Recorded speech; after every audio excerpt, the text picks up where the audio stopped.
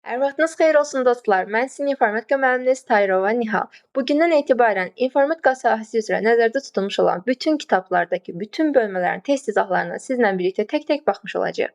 Hal-hazırda qarşınızda gördüyünüz kitab Kainat Tədris Mərkəzi üçün nəzərdə tutulmuş olan informatika kitabıdır. Bu kitabda hal-hazırda ekranda gördüyünüz bölmə isə kompüter və onun texniki təminatı ilə bağlı olan bölmədir. Hansı ki, bu bölmə həm magistratura, həm dövlət qulluğu, həm abituriyent, həm də miq sahəsi üçün düşür. Yəni bunlardan hər hansısa birinə hazırlaşan hər kəs mütləq şəkildə bu testlərin izahına baxmalıdır. Bundan əlavə peşə məktəblərinə kompüter sahəsi üzrə hazırlaşan müəllimlər, SOCAR və yaxud da başqa hər hansısa bir qurum üçün IT üzrə imtahan verəcək olan şəxslər, yəni kompüterlə bağlı harasa imtahan verəcək hər bir kəs üçün nəzərdə tutulmuş olan ortaq bir bölmədir. Kompüter və texniki təminatı bölməsi. Ona görə də diqqətlə izləməyinizi məsləhət görərəm.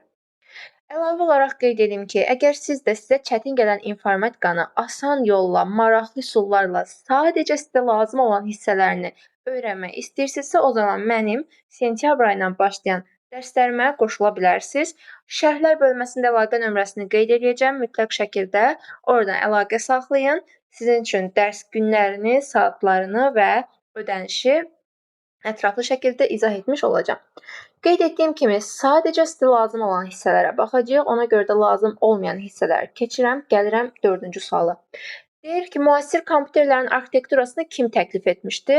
Müasir kompüterlərin arxitekturası, yəni müasir dedikləri 4-cü nəsildən etibarən olan kompüterlərin arxitekturası John von Neumann tərəfindən verilmişdir. Sualın doğru cavabı A variantı olacaq. İlk universal kompüter necə adlanırdı? ENIAC olaraq adlandırılıb ilk universal kompüter. Birinci nəsil elektron hesablama maşınlarının element bazası nə olmuşdu? Ümumilikdə element bazalarının ardıcıllığını yadda saxlaya bilmək üçün EIP deyə bir söz ardıcıllığından istifadə edəcəyik. Hərf ardıcıllığından istifadə edəcəyik. Burada gördüyünüz E hərfi birinci nəsil kompüterlər üçün nəzərdə tutulubdur. Birinci nəsil kompüterlərin element bazası elektron vakuum lampalar olubdur. Element bazası demək kompüterin beyni deməkdir. Yəni kompüter nə istifadə edərək hesablama yerinə yetirilmiş? Birinci nəsildə xırda-xırda elektron lampaları istifadə edibdi. İkinci nəsildə yarımkeçirici tranzistor diod adlandırdığımız vasitəni istifadə edibdi kompüterlər element bazası olaraq. Üçüncü nəsildə integral sxemlər, dördüncü nəsildə isə böyük və çox böyük integral sxemləri istifadə edibdi. Bunu siz burada da həmçinin görə bilərsiniz. Baxın, EIP şəklində burada da qeyd etmişəm prezentasiyada və burada da ardıcıllığını görmək mümkündür. Beləliklə sualımızın doğru cavabı olacaq D variantı. Bu şəkildə asan yadda qalan qaydaları mənim dərslərimdə öyrənə bilərsiniz. 7-ci sualda bizim üçün lazımlı heç bir sahəyə hazırlaşanlar üçün lazımlı deyil deyə keçirəm. 8-ci sualda elektron hesablama maşınları hansı nəslində alqoritmik dillərdən istifadə edilməyə başlanıbdı? Deməli, artıq ikinci nəsildən etibarən alqoritmik dillərə yavaş-yavaş keçid baş verir. Baxın, burada da qeyd edilib, alqoritmik dillərə keçid baş verir ikinci nəsildən etibarən. Sualın doğru cavab variantı olacaq B variantı. Elektron hesablama maşınlarının 4-cü nəslinin element bazası nə olmuşdur? Az öncə də qeyd etdim, EIP sözündəki B hərfi, biz və çibiz. Açıqlaması böyük integral sxemlər və çox böyük integral sxemlər. El arasında desək, dırnaq arasında biz onu mikroprosesor olaraq tanıyırıq əslində. Amma elmi adı informatika kitablarında çox zaman qarşımıza böyük integral sxemlər, çox böyük integral sxemlər olaraq çıxır. 10-cu sual lazımlı deyil. Keçirik 11-ci suala. İkinci nəsil elektron hesablama maşınlarının element bazası nə olmuşdur? EIP sözündəki Y hərfini yadınızda saxlayın. Yarımkeçiricilər, tranzistorlar, diodlar. Bunlar bir-birinin sinonim sözlərdirlər. Bəzən qarşınıza yarımkeçirici, bəzən diod, bəzən də tranzistor kimi çıxa bilər. Ona görə üçünü birlikdə yadınızda saxlamağınız önəmlidir. 12-ci suala baxırıq. Hansı daxil etmə qurğusudur? Baxın, burada bir məntiq var. Daxil etmə qurğusu deyəndə tələbələr çox zaman səhv düşünür. Düşünürlər ki, əgər o qurğunu mən kompüterə taxıramsa, deməli daxil etmə qurğusudur. Onda belə çıxır ki, mən o qurğunu kompüterdən çıxardıramsa da, bu onda xaric etmə qurğusudur. Xeyr, yəni onsuz da hansısa qurğunun işləməsi üçün o kompüteri taxmaq lazımdır. Buna bu şəkildə yanaşacaqsınız ki, əgər o qurğunun vasitəsilə kənarda olan informasiyanı sən kompüterə daxil etdinsə, demək bu istifadə etdiyin qurğu daxil etmə qurğusudur. Yox, əgər o qurğunun vasitəsilə kompüterdəki informasiyanı xaricə çıxartdınsa, demək o xaric etmə qurğusudur. Burada da daxil etmə qurğusunu soruşur. Printer vasitəsilə kompüterdəki məlumatlar A4 kağız üzərində xaricə çıxardılır deyə bu xaric etmə qurğusu olacaq. Eyni şəkildə proyektorun ekrandakı görüntünü proyeksiya edərək xaricə yansıdırıq, xaric etmə qurğusudur. Plotter printerin daha böyük versiyasıdır. Yəni daha böyük ölçülü kağızların çapı üçün istifadə olunur. Yəni bu da xaric etmə qurğusudur. Monitor kompüterdəki informasiyanı bizə verdiyi üçün, çölə çıxartdığı üçün belə deyək, bu da xaric etmə qurğusudur. Web kamera isə bizim görüntümüzü və yaxud da xaricdə olan başqa bir şeyin görüntüsünü çəkərək kompüterə daxil etdiyi üçün daxil etmə qurğusu olaraq qəbul edilir. 13-cü suala baxırıq. İlk əməliyyat sistemi elektron hesablama maşınlarının hansı nəslində yaranmışdır? Yadınızda saxlayın ki, ən böyük dəyişikliklər, ən önəmli dəyişikliklər bizim kompüterlərimizin, bugünkü bizim kompüterlər olmağımızın başlanğıcı olan nəsil 3-cü nəsil kompüterlərdir. Eyni şəkildə əməliyyat sistemində çox önəmli bir dəyişiklik olduğu üçün bu da 3-cü nəsil kompüterdən etibarən gəlibdir. C variantı sualımızın doğru cavab variantıdır. Burada da qeyd olunub, baxın, ilk dəfə əməliyyat sistemi, monitor, klaviatura kimi vasitələr 3-cü nəsildən etibarən gəlibdir. Keçdik növbəti bizə lazım olan suala. 4-cü nəsil kompüterlərə xas olan göstəricilər hansılardır? 4-cü nəsil kompüterlərlə bağlı suallar qəbul imtahanında tez-tez qarşımıza çıxır.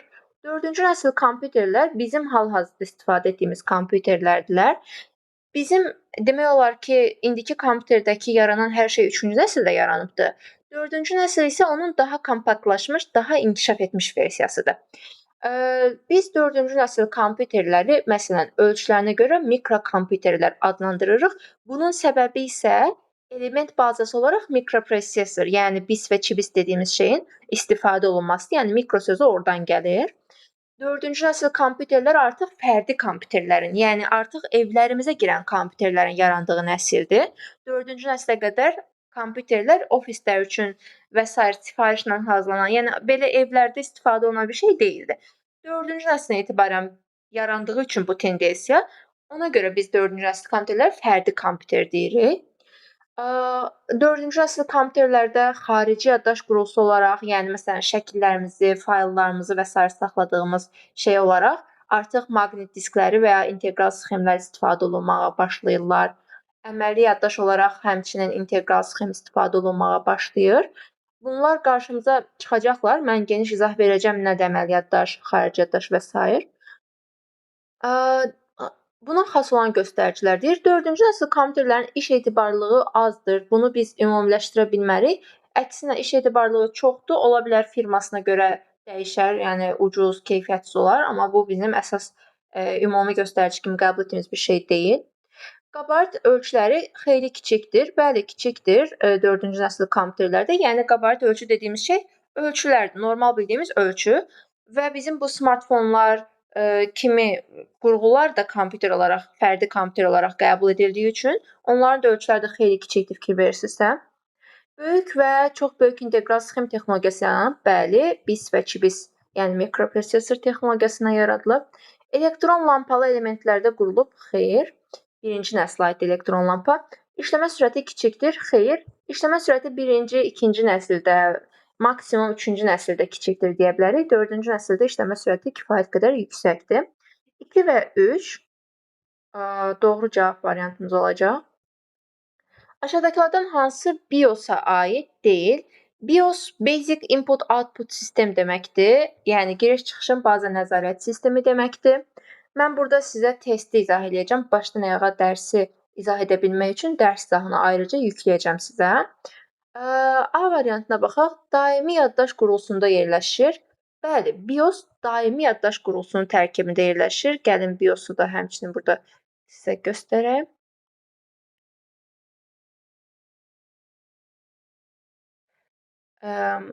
Gəldik, çatdıq BIOS-a. Baxın, burada daimi yaddaşın tərkibində BIOS və KNOS yerləşir yazılıb və burada BIOS-la bağlı məlumatları görürsüz. Tətbiqi proqramları işə salır. Xeyr, BIOS kompüterin əməliyyat sistemini işə salır. Əməliyyat sistemi işə düşəndən sonra artıq tətbiqi proqramları əməliyyat sistemi işə salmağa başlayır. Giriş-çıxışın bazası, aid deyildir. Bəli, elə B variantı sualın doğru cavabıdır. Aid deyil B variantı. A variantı aiddir. Giriş-çıxış baza sistemidir. Doğrudur. Basic input output sistem deməkdir. Doğrudur. Əməliyyat sisteminin ilkin yüklənməsini təşkil edir. Bəli, BIOS həm əməliyyat sisteminin ilkin yüklənməsini təşkil edir, həm də kompüter ilkin açılan zaman kompüterdə bir problem varmı, yoxmu onu testləşdirir BIOS. Prosesor nədir? Prosesor və ya mikroprosesor olaraq tanıdığımız qurğu kompüterin beynidir. Həm hesabi, həm məntiqi, həm də idarəetmə əməliyyatlarını yerinə yetirir. Yəni B variantı doğru cavabımızdır. Hesab və məntiq əməliyyatlarını yerinə yetirən və kompüterin ümumi işini idarə edən qurğudur. 18-ci suala baxırıq. Hansı əməli yaddaşdır? Əməli yaddaşın çox adı var. İmtahanda ən çox istifadə olunan versiyası operativ yaddaş, əməli yaddaş və RAM olaraqdır. İmtahanda bunların üçü əslində qarşımıza çıxır. Amma bundan əlavə sizin qarşınıza burada gördüyünüz adlar da çıxa bilər. Müvəqqəti yaddaş, fəal yaddaş, operativ yaddaş, bəzi hallarda fiziki yaddaş olaraq da qarşımıza çıxa bilər. Əməli yaddaşın bir digər adı RAM-dır. Bir neçə dəfə qəbulda soruşulmuş sualdır. 19-cu suala baxırıq. Bu da bu yaxınlarda qəbula düşmüş sualdır. Kompüterlər qabarat ölçülərinə və məhsuldarlığına görə hansı siniflərə bölünürlər? Kompüterlər mikrokompüter, mini kompüter, bircə dəqiqə mən onu sizə göstərim.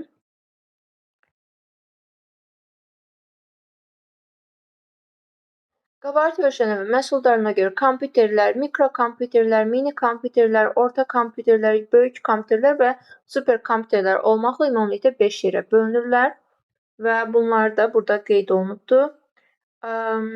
1, 2, 3 və 4-ü götürəcəyik. Fərdi kompüterlər özü mikrokompüterlərin alt sinifidir. Ayrıca bir sinif kimi getmirlər, yəni. Kompüterin arxitekturasının əsas tərkib hissəsi hansılardır? Davam edirik. İlk növbəti suala. Üçüncü nəsil kompüter bazasını nə təşkil edir? Eyüp sözündəki ilk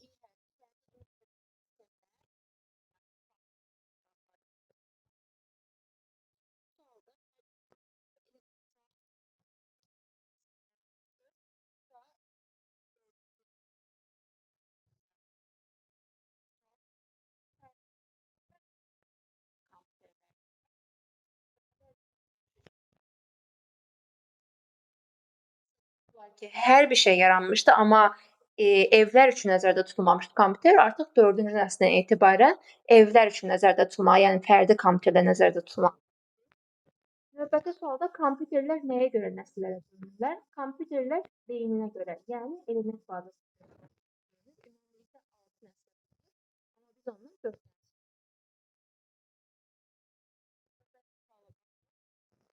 aşağıdakı mühakimələrdən hansılar doğrudur? Sərt diskin tutumu kompüterin məhsuldarlığını təyin edir. Kompüterin məhsuldarlığı deyəndə vahid zamanda yerinə yetirilə bilən məsələlərin orta sayı başa düşülür. Yəni tutam ki, 1 dəqiqə ərzində mənim kompüterim neçə dənə məsələni həll edib çıxarda bilir ortaya. Bu kompüterin məhsuldarlığıdır. Kompüterin sərt diskinin 500 GB olması, 1 TB olması onun məhsuldarlığına aidiyyatı yoxdur. Ona görə də bunu biz burdan atırıq, bu səhvdir. Monitorun təsvirinin keyfiyyətini xarakterizə edən parametrlər onun ölçüləri, çəkisi və korpusunun materialıdır. Xeyr, monitorda təsvirin keyfiyyətini oradakı piksellərin sayı ola bilər, bir pikselin tutduğu yer ola bilər, bir düymə düşən piksel sayı ola bilər. Amma kompüterin korpusunun materialı, məsələn, tutalım ki, əgər korpusun materialı alüminiumdursa, ekran yaxşı göstərir, dəmirdirsə pis göstərir. Belə bir şey mümkün deyil təbii ki də, belə bir şey yoxdur. Bunu atırıq. Prosesor hesabi, məntiqi və idarəetmə qurğularından ibarətdir. Tamamilə doğrudur. Necə ki, bizim beynimiz bizi idarə edir, hesabi və məntiqi işləri görür. Eyni şəkildə kompüterin beyni olan prosesor da həm kompüteri idarə edir, həm hesabi, həm məntiqi işlər görür kompüterdə. Hansılar doğrudur? Sadəcə Bir dənəsi doğrudur, o da üçüncüsü. Hansı dediyi üçün 3 götürürəm. Neçə dənəsi doğrudur desəydi, bir dənəsi doğrudur götürərdim. İmtahanda bunu səhv yazmayın, buna diqqət edin. John von Neumann arxitekturalı kompüterlərin əsas tərkib hissələri arasında yoxdur.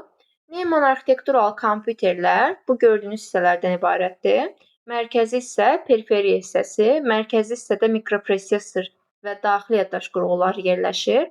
Periferi hissəsində xarici yaddaş qurğuları, giriş-çıxış qurğuları, idarə pultu yerləşir. Hansılar yoxdur? Ötürmə qurğusu deyə bir şey yoxdur. Ona görə də D variantını götürürük. Kompüterin sürətini xarakterizə edən göstərici hansıdır? Kompüterin sürəti mikroprosesorun tak tezliyi ilə, yəni bu da gigahertzlərlə ölçülür, tak tezliyi ilə xarakterizə olunur. B variantını götürürük. Prosesor hansı parametr ilə xarakterizə olunur? Prosesor tak tezliyi ilə xarakterizə olunur. Bu sualın aşağı-yuxarı eynicisidir. Bəli. Prosesoru biz tak tezliyi ilə xarakterizə edirik. A variantı. Prosesorun dərəcəsi nədir? Prosesorun dərəcəsi deyəndə bunu belə izah etməkdənsə indi göstərəcəm sizə. Prosesorun dərəcəsi onun tərkibindəki registrların uzunluğudur və yaxud da yaxşısı budur, gəlin göstərim sizin üçün. Baxın, bu gördüyünüz bizim kompüterlərdə istifadə olunan mikroprosesorlardır və üstündə gördüyünüz bu nöqtə-nöqtə olan, biraz yaxınlaşdıraq, bu nöqtə-nöqtə olan şeylər isə biz registrlar deyirik. Ümumiyyətlə mikroprosesorun vəzifəsi özündə informasiyanı emal etməkdir və bizim kompüterlərimiz hər şeyi 0 və 1-lərlə başa düşürlər. Məsələn, A hərfi yazırsan, dərhal o kompüterin mikroprosesorunda 0-1-lərə çevrilir. Və bu 0-1-ləri emal edən zavod registrdir. Elə bil ki, hər bir dənə registra eyni anda 32 dənə 0-1 yerləşə bilirsə, yəni elə bil ki, o deponun tutumu 32-dirsə, biz deyirik ki, mikroprosesorun dərəcəsi 32-dir və yaxud da registrın uzunluğu 32-dir. Və yaxud da mikroprosesorun mərtəbəsi 32-dir. Yəni dərəcə, uzunluq, mərtəbə bunlar hamısı bir dənə registra eyni anda yerləşə bilən informasiya bitinin sayı ilə ölçülür. Müasir kompüterlərdə bu 64 bit olaraq götürülür əsasən. Artıq demək olar 32 bitliklər yoxdur. Bizdə hal-hazırda 64 bitlik olan registr uzunluğundan istifadə edirik. Yəni tərkibində olan registrın uzunluğu deyilir dərəcəsinə. İkinci nəsildən üçüncü nəslə keçid nə ilə əlaqəlidir? Ümumiyyətlə bütün nəsillər arasındakı keçidlərin hər biri element bazasının dəyişməsinə əlaqəli olubdur. İkinci nəsildə eyib sözündən yarımkeçirici deyildi. Yarımkeçirici tranzistor diod. Yarımkeçirici tranzistor dioddan üçüncü nəslə, yəni integral sxemə keçdiyi üçün yaranıb üçüncü nəsil. Yəni tranzistorun integral sxemdən əvəz olunmasına görə yaranıbdır üçüncü nəsillər. İlk dəfə maqnit lentindən elektron hesablama maşınlarının neçənci nəslində istifadə olunubdur? Maqnit lenti, maqnit diski, integral sxemlər bunlar hamısı xarici yaddaş qurğusu dediyimiz qurğulardılar. Həmçinin də perifakartlarda. Birinci nəsil kompüterlərdə biz perifakartları istifadə edirdik kompüterin xarici yaddaş qurğusu olaraq. İkinci nəsildə maqnit lenti, üçüncü nəsildə isə maqnit diski, dördüncü nəsildə isə maqnit diski ilə yanaşı həmçinin də integral sxem istifadə etmişik. Baxın, perifakart, maqnit lenti, maqnit diski və integral sxemlər. Yəni maqnit lentlərindən ikinci nəsil istifadə olunubdur. Disklə lentin yerini tələbələr tez-tez qarışdırır. Düşünün ki, maqnit lenti kasetdir. Əvvəllər toyu kasetə baxırdıq, toy izləmək üçün. Sonradan disk yarandı. Yəni kaset daha köhnə, disk daha təzə bir şeydir. Ona görə kaset ikincidə, disk üçüncü nəsildə olacaq. Həm 3-də, həm 4-də. Maqnit diskindən isə ilk dəfə üçüncü nəsildə istifadə olunubdur. Neumann arxitekturasına görə kompüter hansı hissələrdən ibarətdir? Neumanna görə kompüter iki hissədən ibarətdir. Mərkəzi hissə və periferi hissəsindən ibarətdir. Az öncə göstərdim. Y variantı. Ümumiyyətlə kompüterlər yadınızda saxlayın ki, bizim analoqumuz olaraq yaradılıbdır. İnsan da mərkəzi və periferik hissələrdən ibarətdir. Yəni beynimiz və digər ətraflarımız eyni şəkildə kompüterdə mərkəzi hissədə beyni və daxili yaddaşları yerləşir, periferik hissədə isə digər sonradan qoşulan hissələr yerləşir. Elektron hesablama maşınları element bazasına görə nəsillərə bölünür, 6 nəslə bölünür. Neçənci nəsil elektron hesablama maşınlarında elektron lampalar istifadə olunurdu? EIP sözünün E hərfi birinci nəsil.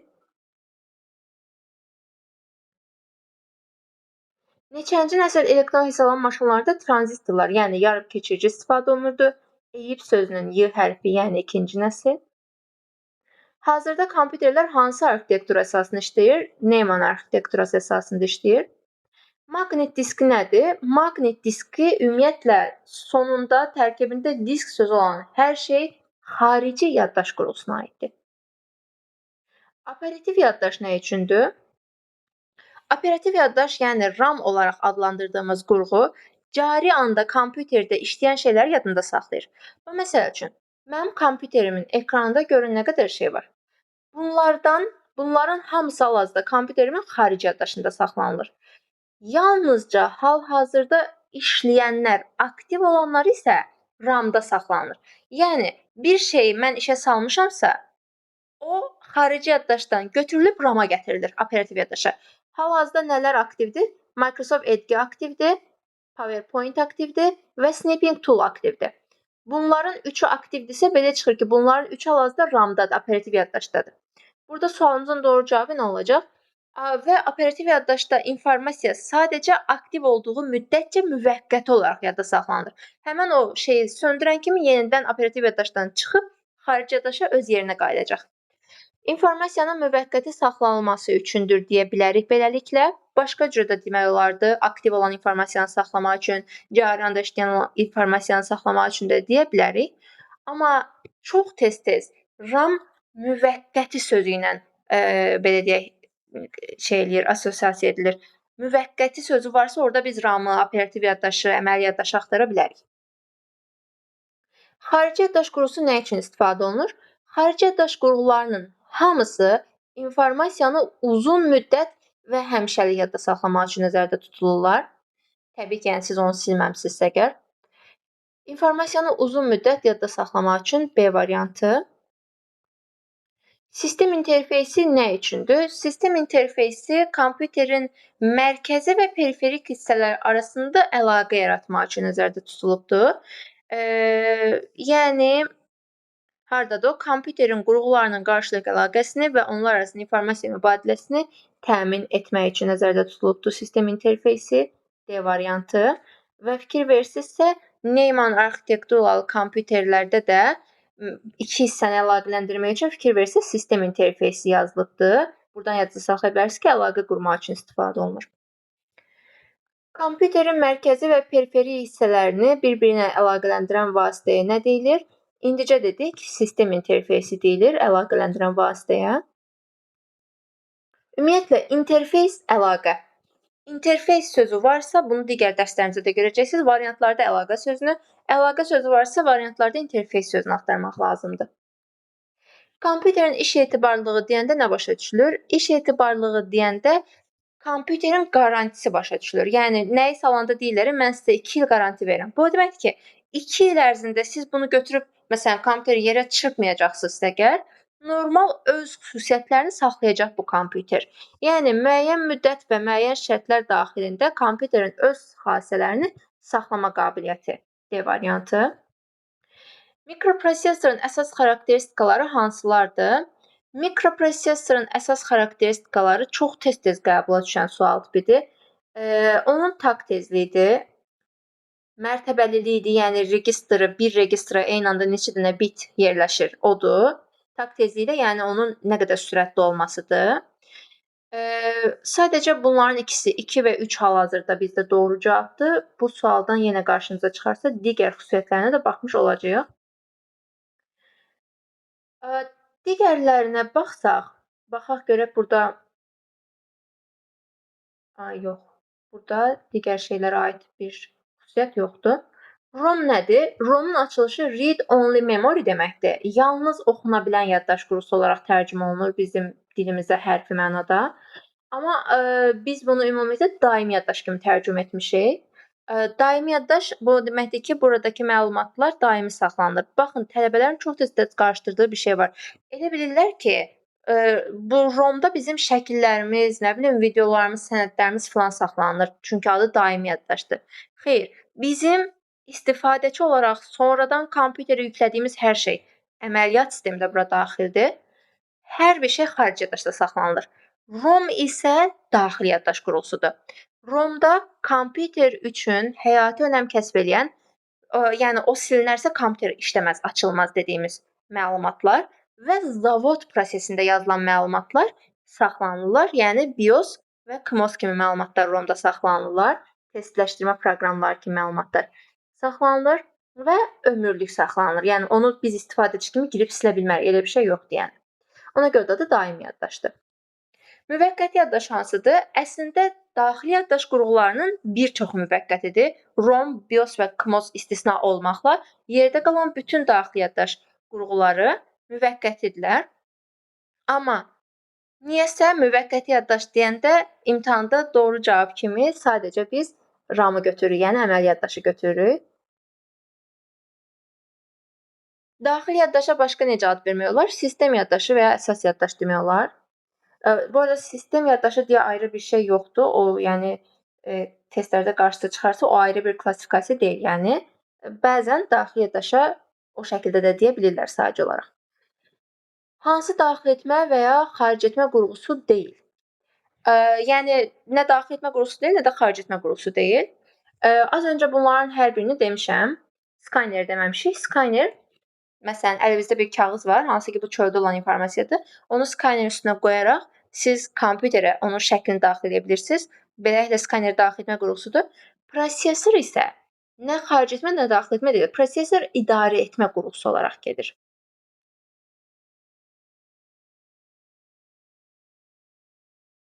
Kompüterin düzgün işləməsini yoxlayan proqramlar harada yerləşir? Az öncə dediyim testləşdirmə və sazlama proqramları, yəni kompüter üçün çox həyati önəm kəsb edən bir şeydir bu. ROM-da, yəni daimi yaddaşda saxlanılır. Aşağıdakılardan hansı xarici yaddaş qurğusu deyil? Sonu D hərfi ilə bitən, tərkibində disk sözü olan hər şey xarici yaddaş qurğusudur. Yəni HDD, hard disk drive, DVD, bunun açılışını unutdum. Disket, CD, yəni compact disk drive, compact disk deməkdir. Bunun açılışı nədən çıxdı? Sonundakı söz disk ya da drive sözüdür. Yəni bu doğrudan gəlir. Keş yaddaş. Baxın, bunun tərkibində D hərfi falan görünmədiyi üçün biz bunu daxili yaddaş qurğusu olaraq götürə bilərik. Daxili yaddaş qurğularımız ümumilikdə registr yaddaş, RAM, keş yaddaş, RAM-ın bir digər adı olan əməli yaddaş, video yaddaş, ROM, BIOS, KMOS. Görürsüz, bunların heç birində disk sözü görünmür, D hərfi görünmür. Bu arada 1-2 dənə əlavə tərkibində D hərfi olmasa da yenə də xarici yaddaş qurğusu olan qurğularımız var. Məsələn, streamer, yəni kaset.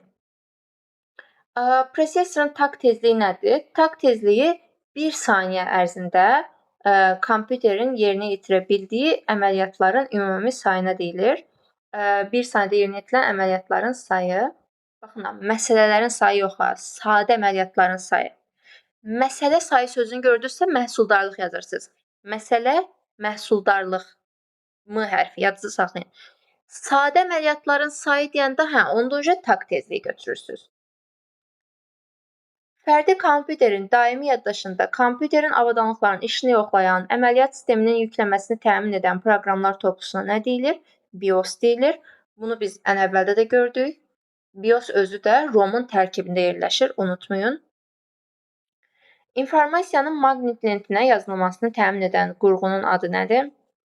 Maqnit lenti, yəni kaset deyəndə bilin ki, söhbət streamerdən gedir.